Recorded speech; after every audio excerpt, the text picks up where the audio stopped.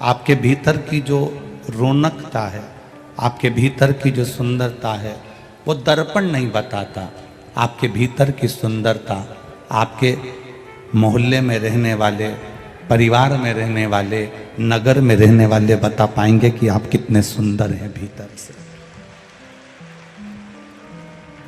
बाहर की सुंदरता को तो दर्पण बता देगा, पर भीतर की सुंदरता को दर्पण कभी नहीं बताता। भीतर की सुंदरता को अगर कोई बता सकता है तो केवल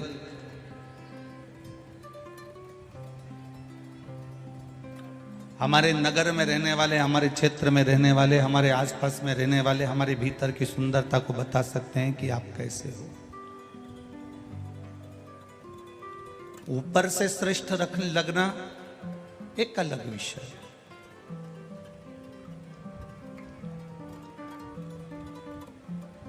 पर भीतर से श्रेष्ठ लगना एक अलग विषय। आपने कितना सुंदर रूप बनाकर रखा है, आप कितने सुंदर लग रहे हो, उससे मेरे महादेव को कोई मतलब नहीं। आपके पास में कौन सा पद है, आप कौन मिनिस्टर हो, मंत्री हो, संतरी हो, कलेक्टर हो, एसपी हो, डीएसपी हो, डॉक्टर हो, इंजीनियर हो, सीए हो, ये जितनी भी आपकी डिग्री है, ये जितनी भी डिग्रियां आपके पास में हैं कि आप ये हैं, आप वो हैं, आप कलेक्टर हैं, आप एसपी हैं, आप डीएसपी हैं, आप मंत्री हैं, आप संतरी हैं, आप कलंतरी हैं, आप इंजीनियर हैं, आप सीए हैं, आप डॉक्टर हैं, आप अध्यक्ष हैं, आप उपाध्यक्ष हैं, ये जितनी डिग्रियां हैं ये संसार के लोग देखते हैं। मेरे महादेव के यहां ये डिग्रियां नहीं देखी जाती। मेरे महादेव के यहां तो केवल तुम्हारी जिह्वा से जो भजन किया है उसकी डिग्री देखी जाती है। आप किस पद पर हो ये उससे मेरे महादेव को कोई मतलब नहीं। आप कितनी प्रतिष्ठा पर हो उससे मेरे महादेव को कोई मतलब नहीं। आपके भजन का बल कितना बड़ा है। होठों पर लाली लगा लेने से दूसरे देखकर खुश हो जाएंगे, पर मेरा महादेव होठों की लाली से खुश नहीं होता। मेरा महादेव ये होठ जब हिलते हैं और इसमें से शिव नाम निकलता है तब खुश होता है।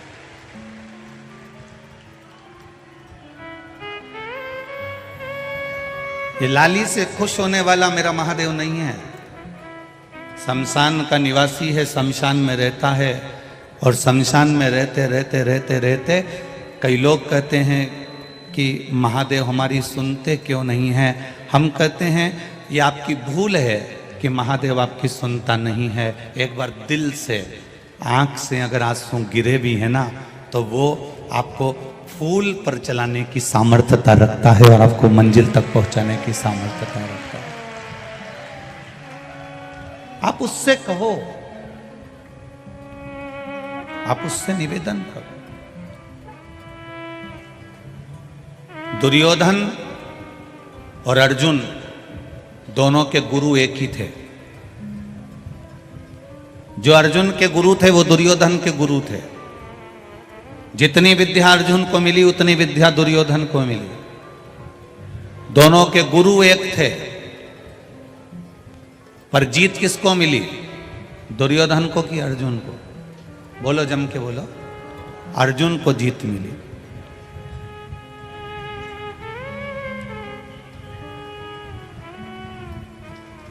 दुर्योधन के गुरु और अर्जुन के गुरु दोनों एक थे, पर जीत अर्जुन को मिली। उसका कारण क्या था? क्यों भगवान कृष्ण ने अर्जुन से कहा कि अर्जुन जाओ, पार्थिव शिवलिंग का निर्माण करो, पूजन करो, आराधना करो? क्यों अर्जुन से कहा गया कि भगवान का भजन करो? क्यों अर्जुन से कहा गया कि शिव नाम की भक्ति करो? क्यों युधिष्ठिर से कहा गया कि जहां मौका मिल जाए, जहां से निकल कर जाओ, उस मार्ग में शंकर भगवान का कोई मंदिर मिल जाए, कोई देवालय मिल जाए तो उसका शीश नवा दो?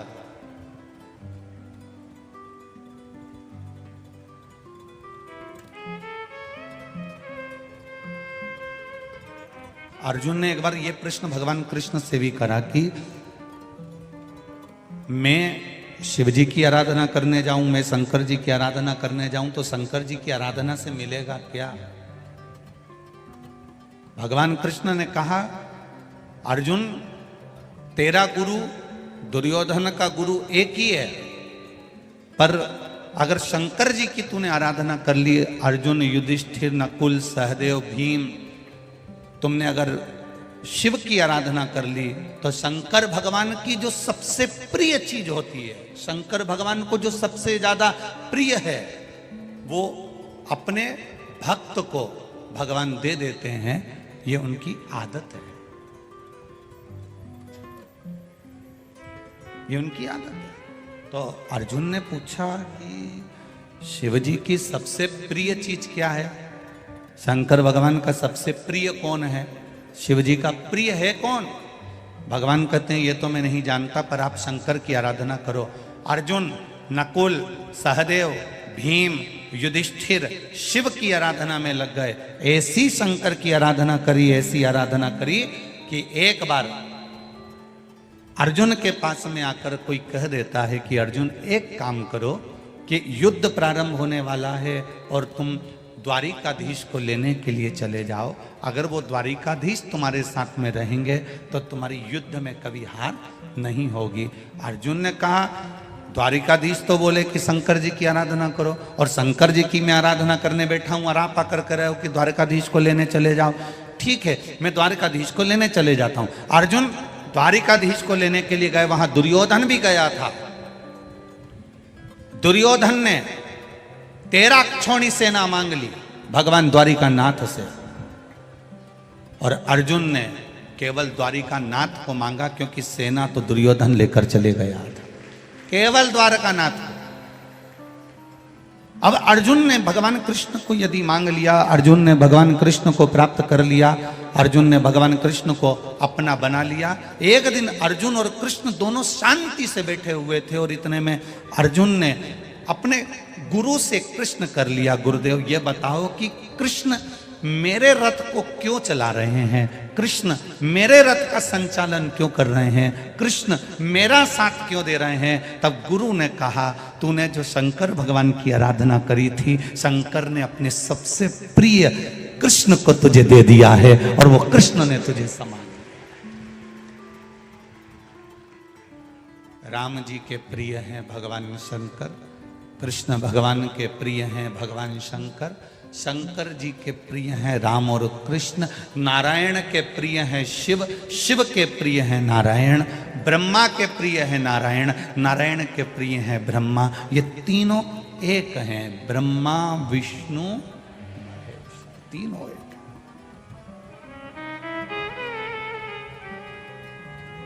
प्रणवक्षर के मध्यम यह तीनों,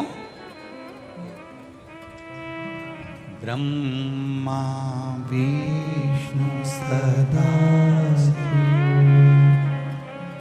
जानते अविवेका,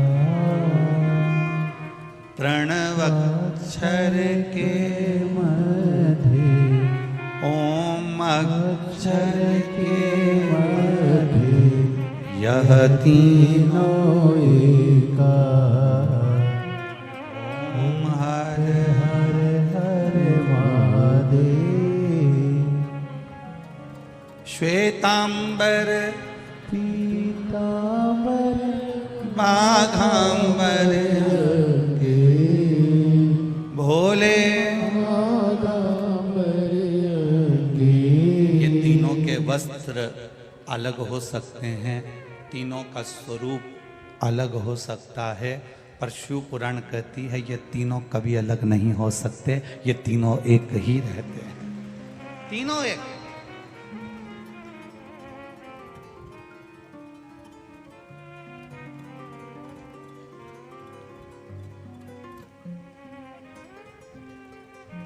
राजा भर्तरी ने अपनी बहन से, और बहन ने राजा भर्तरी को जो 3 बातों का ज्ञान दिया वो बड़ा विचित्र था।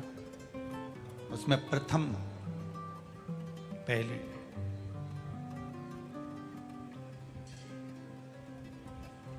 मैनावती राजा भर्तरी राजा विक्रमादित्य की बहन,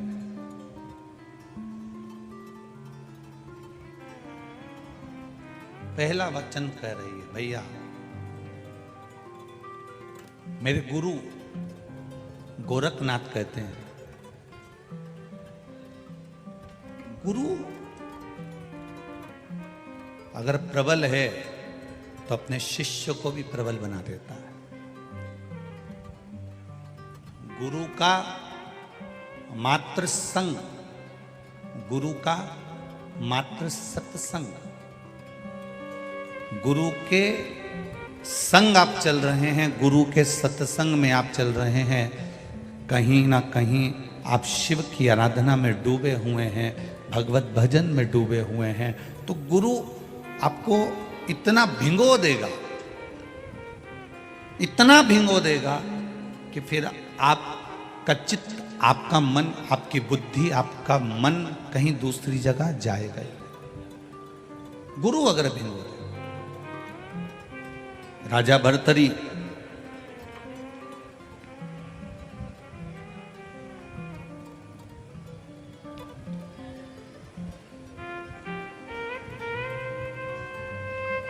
जब क्रोध में आ गए,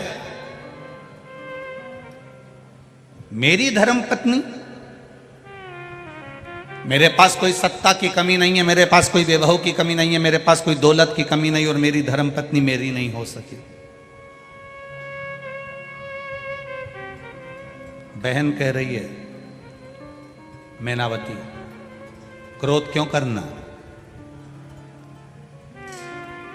जिसके कर्म का दंड वो भोगेगा। वाणी और विचार, मैनावती कह रही है अपनी कंपनी का माल है, ये अपनी कंपनी का प्रोडक्ट है। वाणी और विचार, कितना भी दुख आ जाए, कितनी भी तकलीफ आ जाए, कितना भी कष्ट आ जाए, कितना भी दुख आ जाए, दुनिया के लोग चाहे तुम्हारे ऊपर कितना भी आक्षेप लगाए, कितने भी शब्द कहें, वाणी और विचार ये अपनी कंपनी का प्रोडक्ट है, अपनी कंपनी का माल है।